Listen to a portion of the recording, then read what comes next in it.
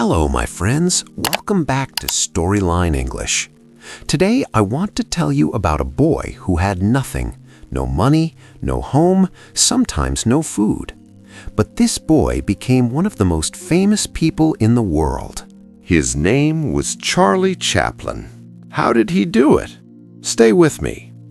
It was a cold evening in London, 1895. A small boy sat on the street corner. He was only 6 years old. He was hungry. He was cold. His clothes were old and dirty. Charlie looked at people walking by. They did not look at him. Nobody stopped. Nobody helped. Charlie's life was very hard from the beginning. His father left the family when Charlie was very young. His mother, Hannah, tried to take care of Charlie and his brother, Sidney. She was a singer. She sang in small theaters. She did not earn much money. Sometimes she could not work at all. She became sick. Her voice stopped working. Without her voice, she could not sing. Without singing, there was no money. The family became very poor. They moved from house to house. Sometimes they had no house at all. They slept on the streets. Charlie was always hungry. He wore the same clothes every day. Other children laughed at him. He felt ashamed. He felt alone. When Charlie was 7, something terrible happened. His mother became very sick. She could not think clearly anymore. The government took her to a hospital for sick people. Charlie and Sidney had no parents now. They were sent to a workhouse. A workhouse was a place for poor children. It was not a nice place. The children worked hard every day. They cleaned floors. They washed clothes. They got very little food. The rooms were cold. The beds were hard. Charlie hated it there. But even in this dark time, something special happened. Charlie discovered something inside himself. He could make people laugh. When the other boys were sad, Charlie made funny faces. He walked in a silly way. He told jokes. The boys laughed. For a moment, they forgot their hunger. They forgot their sadness. Charlie felt something new. He felt important. He felt alive. It was a sunny morning in London, 1903. Charlie was now 14 years old. He walked into a small theater. The theater was looking for young actors. Charlie was nervous. His hands were shaking. But he wanted this job very much. He needed this job. The theater manager looked at Charlie.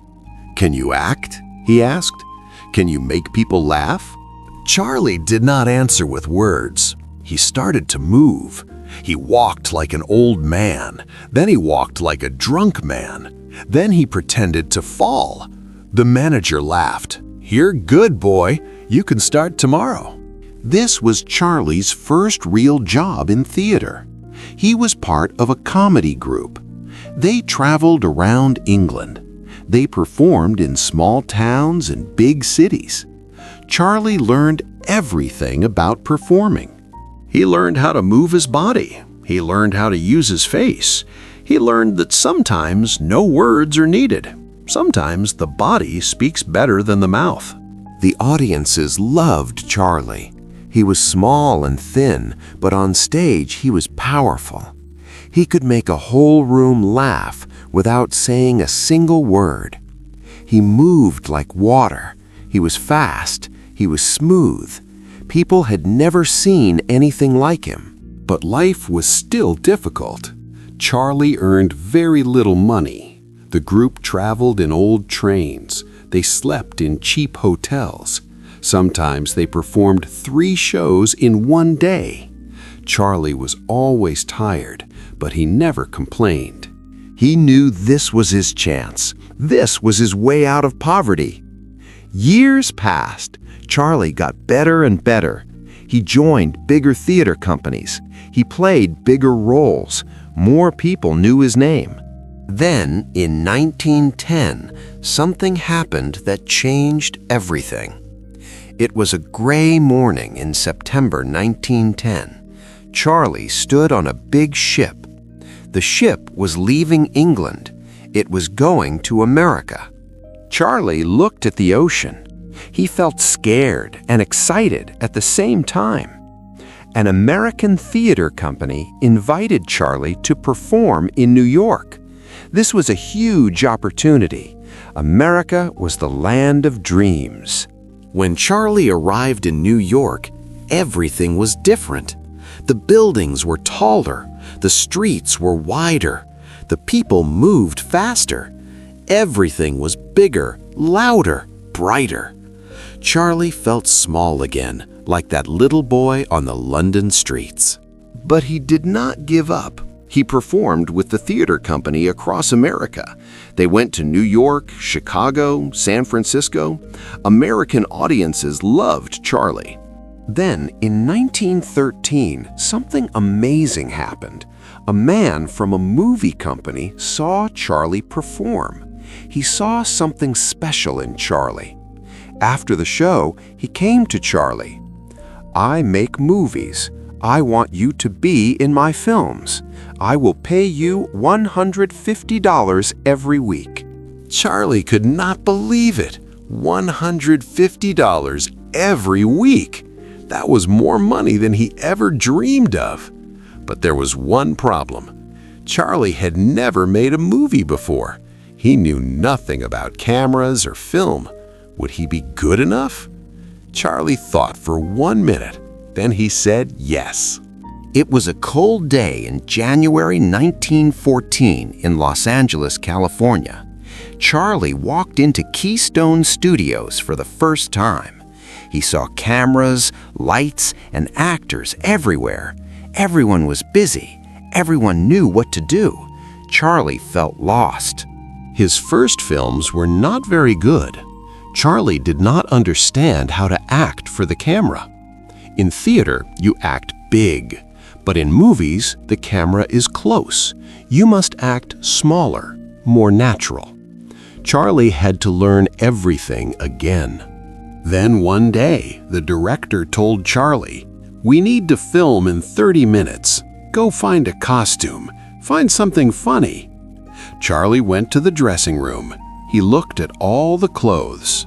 He picked a small jacket. Too small. Big pants. Too big. Big shoes. A small hat. A cane. A small mustache. Charlie looked in the mirror. Something magical happened. A new person looked back at him. This person was poor but proud, small but brave, sad but funny. This person had a good heart. Charlie walked onto the set. Everyone stopped and looked. Then they started laughing. The character was perfect. This was the character that would make Charlie Chaplin famous around the world. In every film, the tramp was poor. He had no money, but he always tried to do the right thing. He helped people. He fell in love. He fought against bullies. He made people laugh, but he also made them cry. People everywhere loved the tramp. They saw themselves in him. Everyone knew what it felt like to be small. Everyone knew what it felt like to struggle. But the tramp never gave up. It was a warm evening in 1915 in Los Angeles. Charlie sat in his small apartment. He read a letter. They offered him $1,250 every week, plus a bonus. Charlie read the number again. Charlie signed the contract. He made more films. Each film was better than the last. He was not just an actor anymore. He started to direct his films too. He controlled everything. He was becoming an artist. His films became more popular. People lined up outside theaters to watch them. Children loved him. Adults loved him. Rich people and poor people all laughed at his films. Charlie Chaplin became the most famous movie star in the world. But Charlie wanted more than just laughs. He wanted his films to have meaning. He wanted to touch people's hearts. The Tramp was still funny, but now he was also human. He felt joy. He felt pain. He felt love. He felt loss. In 1921, Charlie made a film called The Kid. It was about the tramp who finds a poor child and takes care of him. The film was funny, but it was also very emotional. People cried when they watched it. It was one of the first films to make people laugh and cry at the same time. The film was a huge success. Charlie was now more than a star. He was a legend. It was a bright morning in 1919 in Hollywood. Charlie sat at a big table with Douglas Fairbanks, Mary Pickford, and D.W. Griffith. They made an important decision. They created their own movie studio. They called it United Artists. This was revolutionary. Before this, big studios controlled everything. But now, Charlie and his partners were free. They could make any film they wanted. They could make art, not just entertainment. In 1925, he made The Gold Rush. In the film, the tramp goes to Alaska looking for gold. He faces cold, hunger, and danger. The tramp is so hungry that he cooks his shoe and eats it like a delicious meal. People laughed, but they also felt his pain. The film was beautiful. It was funny. It was sad. It was perfect. The Gold Rush became one of the greatest films ever made. Then, in 1931, Charlie made City Lights. Other movies now had sound, but Charlie did not want sound in his film. He believed the body and the face could tell the story better than words. He was right. City Lights had no talking, but it made people cry more than any talking film. By now, Charlie was one of the richest people in entertainment. He owned his own studio. He had complete freedom. The poor boy from London streets now had everything. But the world was changing and new troubles were coming. It was a cold afternoon in 1940 in Hollywood. Charlie was working on a new film. This film was different. This film was political. It was about a dictator who looked like Adolf Hitler. This was a dangerous film to make. America was not at war yet. Many powerful people did not want Charlie to make this film. But Charlie did not stop. He believed this film was important. In the film, Charlie played two characters. One was a Jewish barber, very similar to the tramp. The other was a cruel dictator. At the end of the film, the barber gives a powerful speech about freedom, kindness, and humanity. When the film came out in 1940, it was a huge success. But it also made Charlie many enemies. Some people said Charlie was a communist. They said he was dangerous. They said he was against America. The U.S. government started watching him. They investigated him. They wanted to find something wrong. The newspapers wrote bad things about him. Some people called him a traitor. In 1952, Charlie left America to visit Europe. While he was away, the American government canceled his visa. They said he could not return to America unless he answered questions about his political beliefs. Charlie was shocked. He'd lived in America for 40 years. He made his greatest films there. Now they did not want him. Charlie was hurt. He was angry. He decided he would not return.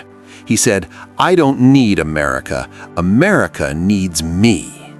Charlie stands with his back to the camera on a European harbor wall, gazing out over the open sea. On the distant horizon, a faint American skyline lingers like a ghost. His posture is upright and resolute, his coat caught in the wind, the vast Atlantic stretching between him and the country that once shaped his destiny. It was a special night in April 1972 in Los Angeles, the Academy Awards ceremony. After 20 years, Charlie Chaplin returned to America. He came to receive a special award for his lifetime work in film. Charlie was now 83 years old.